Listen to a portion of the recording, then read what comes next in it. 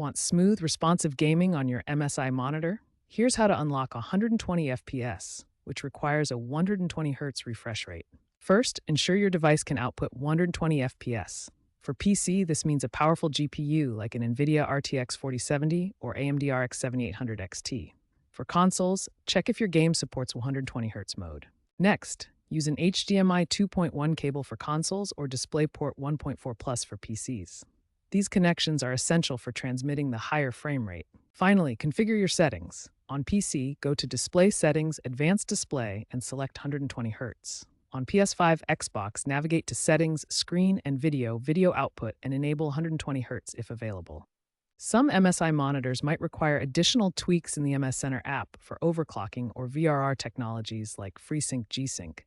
Keep in mind that higher resolutions like 4K demand more GPU power to maintain 120 FPS, so consider lowering resolution to 1440p if needed.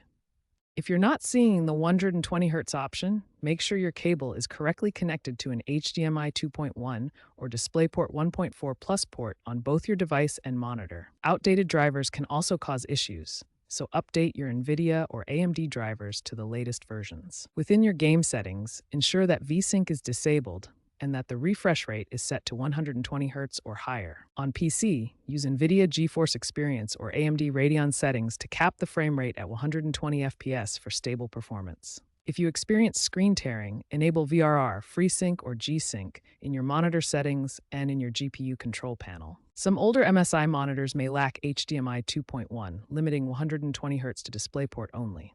Consider upgrading if necessary. Finally, remember that some games may not natively support 120 Hz.